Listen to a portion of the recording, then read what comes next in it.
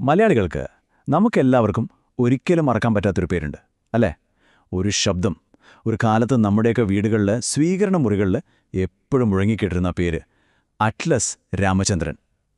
അപ്പോൾ ഇന്ന് നമ്മൾ നോക്കാൻ പോകുന്നത് അദ്ദേഹത്തിൻ്റെ ആ ഒരു ജീവിതകഥയാണ്. ഈ ഒരു വാചകം, ജനകോടികളുടെ വിശ്വസ്ത സ്ഥാപനം, ഇത് കേൾക്കുമ്പോൾ നമുക്ക് ഓർമ്മ വരുന്നത് വെറുമൊരു സ്വർണ്ണക്കടയല്ല, ശരിയല്ലേ? അതൊരു ഉറപ്പായിരുന്നു, ഒരു വിശ്വാസം.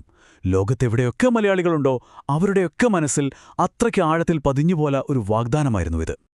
പക്ഷേ ആ ഒരു ഐക്കോണിക് ശബ്ദത്തിനും ആ പരസ്യവാചകത്തിനുമൊക്കെ അപ്പുറം ആരായിരുന്നു ശരിക്കും ഈ മധുക്കര മൂത്തെടുത്ത രാമചന്ദ്രൻ? എന്തായിരുന്നു അദ്ദേഹത്തിന്റെ കഥ? നമുക്ക് അദ്ദേഹത്തിന്റെ ജീവിതത്തിലെ ആ വലിയ ഉയർച്ചകളിലേക്കും പിന്നെ അപ്രതീക്ഷിതമായ താഴ്ചകളിലേക്കും ഒന്ന് പോയി നോക്കാം. അപ്പോൾ നമുക്ക് അദ്ദേഹത്തെ വെറുമൊരു സ്വർണ്ണ കച്ചവടക്കാരനായിട്ട് മാത്രം കാണാൻ പറ്റില്ല, ഒരിക്കലുമില്ല. കാരണം എന്താണെന്ന് വെച്ചാൽ കേരളത്തിന്റെ കലയിലും സംസ്കാരത്തിലുമൊക്കെ അദ്ദേഹത്തിന് വ്യക്തമായൊരു സ്ഥാനമുണ്ടായിരുന്നു. അതായത് ഒരു ബിസിനസ്സുകാരൻ എന്നതിലുപരി അദ്ദേഹം ഒരു സിനിമാ നിർമ്മാതാവായിരുന്നു, ഒരു നടനായിരുന്നു, പിന്നെ നല്ലൊരു സാംസ്കാരിക പ്രവർത്തകനുമായിരുന്നു. പല റോളുകൾ. ബിസിനസ് ഒരു വശത്ത് തകൃതിയായി നടക്കുമ്പോഴും കലയെ അദ്ദേഹം അത്രയധികം സ്നേഹിച്ചിരുന്നു. അപ്പോൾ എങ്ങനെയാണ് ഒരു സാധാരണ ബാങ്ക് ഉദ്യോഗസ്ഥൻ ലോകം മുഴുവൻ അറിയുന്ന ഒരു സ്വർണ്ണ സാമ്രാജ്യത്തിന്റെ തലപ്പത്തേക്ക് എത്തിയത്? ശരിക്കും അവിശ്വസനീയമായൊരു വളർച്ചയാണ്. നമുക്ക് ആ കഥയിലേക്ക് ഒന്ന് കടക്കാം.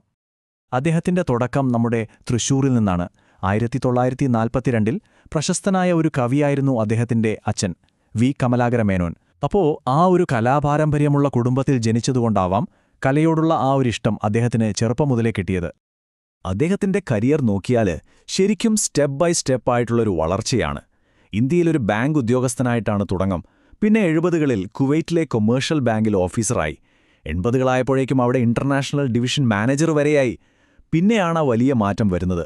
90കളിൽ അറ്റ്ലസ് ജ്വല്ലറി തുടങ്ങി സ്വർണ്ണ ബിസിനസ്സിലേക്ക് കടന്നു. പിന്നെ അങ്ങോട്ട് തിരിഞ്ഞു നോക്കേണ്ടി വന്നിട്ടില്ല. പല രാജ്യങ്ങളിലേക്കും ആ സാമ്രാജ്യം പടർന്നു പന്തലിച്ചു. ശരിക്കും പറഞ്ഞാൽ കഠിനാധ്വാനത്തിന്റെ ഒരു ക്ലാസിക് ഉദാഹരണം തന്നെ. ആലോചിച്ചു നോക്കൂ, അദ്ദേഹത്തിന്റെ ആ ബിസിനസ് വിജയം എത്ര വലുതായിരുന്നുവെന്ന് വെച്ചാൽ രാമചന്ദ്രൻ എന്ന പേര് ആളുകൾ മറന്നു തുടങ്ങി.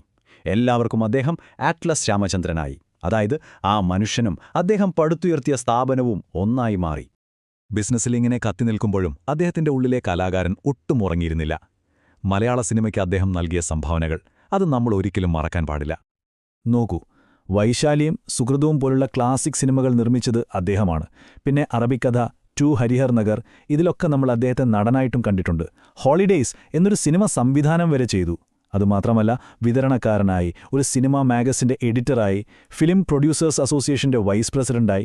ശരിക്കും പറഞ്ഞാൽ സിനിമയുടെ എല്ലാ മേഖലയിലും അദ്ദേഹത്തിന്റെ ഒരു കയ്യൊപ്പുണ്ടായിരുന്നു. ഇത് വെറുമൊരു ഹോബിയല്ല, സിനിമയോടുള്ള ഒരു തരം ഭ്രാന്ത് തന്നെയായിരുന്നു. പക്ഷേ എല്ലാ നല്ല കഥകൾക്കും ഒരു ട്വിസ്റ്റ് ഉണ്ടാകുമല്ലോ. അതുപോലെ ഈ വിജയഗാഥയ്ക്കും ഒരു വലിയ വഴിത്തിരിവുണ്ടായി. പ്രതാപത്തിന്റെ ഏറ്റവും മുകളിൽ നിൽക്കുമ്പോഴാണ് ആ വീഴ്ച സംഭവിക്കുന്നത്. ആരും പ്രതീക്ഷിക്കാത്തൊരു വീഴ്ച. അദ്ദേഹത്തിന്റെ ജീവിതവും ആ വലിയ സാമ്രാജ്യവും ഒരുപോലെ തകർന്നുപോയ ആ ദിവസങ്ങളിലേക്ക് നമുക്ക് പോകാം. 23. എന്താണ് ഈ നമ്പറെന്നല്ലേ നിങ്ങൾ ആലോചിക്കുന്നത്? അദ്ദേഹത്തിനെതിരെ സാമ്പത്തിക കുറ്റങ്ങൾക്ക് കേസ് കൊടുത്ത ബാങ്കുകളുടെ എണ്ണമാണിത്. 1 2 അല്ല, 23 ബാങ്കുകൾ. അവിടെയാണ് ആ വലിയ സാമ്പത്തിക പ്രതിസന്ധിയുടെ തുടക്കം. ആ ദിവസം 2015 ഓഗസ്റ്റ് 23. ആ ഒരു ദിവസമാണ് എല്ലാം തലകീഴായി മറിഞ്ഞത്. വെറുമൊരു ചോദ്യം ചെയ്യലിനാണ് എന്ന് പറഞ്ഞാണ് അദ്ദേഹത്തെ വിളിച്ചുകൊണ്ടുപോയത്. പക്ഷേ പിന്നീട് നടന്നത് അറസ്റ്റായിരുന്നു. ആ ഒരു വീഴ്ചയിൽ നിന്ന് ശരിക്കും പൂർണ്ണമായി കരകയറാൻ അദ്ദേഹത്തിന് പിന്നെ പറ്റിയിട്ടില്ല. അതായത് 2015 എന്നാ വർഷം അദ്ദേഹത്തിന്റെ ജീവിതത്തെ രണ്ടായിട്ടങ്ങ് മുറിച്ചുമാറ്റി. അതിനുമുമ്പ് അദ്ദേഹം ആരായിരുന്നു? ഒരു വലിയ ബിസിനസ് ടൈക്കൂൺ, എല്ലാവരും ബഹുമാനിക്കുന്ന ഒരു സിനിമ പ്രവർത്തകൻ, ഒരു പബ്ലിക് ഫിഗർ. എന്നാൽ 2015 ശേഷം അതൊക്കെ മാറി. അദ്ദേഹം ഒരു തടവുകാരനായി, വലിയ കടക്കാരനായി, സ്വന്തം വീട്ടിൽ നിന്നുപോലും ഒരുപാട് അകലെയായി.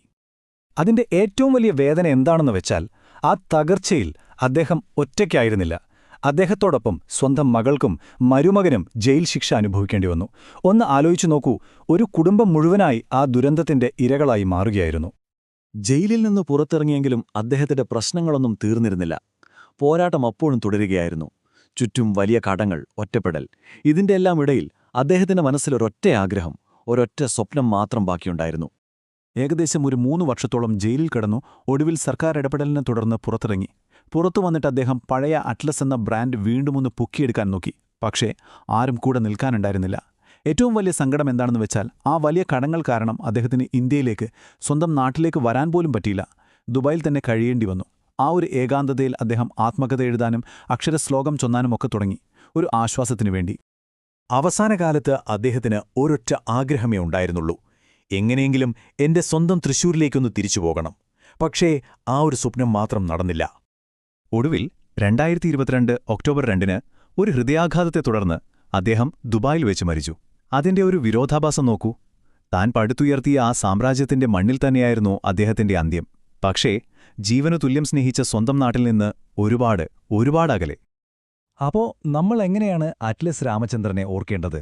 ആ വലിയ സാമ്രാജ്യം കെട്ടിപ്പടുത്തൊരു വിജയായിട്ടാണോ, അതോ അതിന്റെ എല്ലാം തകർച്ചയ്ക്ക് കാരണക്കാരനായ ഒരാളായിട്ടാണോ? അറിയില്ല. ഉയർച്ചയുടെയും താഴ്ചയുടെയും ഇത്രയും വലിയ പാഠങ്ങൾ തന്ന ആ ജീവിതം, ഈയൊരു ചോദ്യം നമുക്ക് മുന്നിൽ ബാക്കി വെച്ചിട്ടാണ് കടന്നുപോയത്.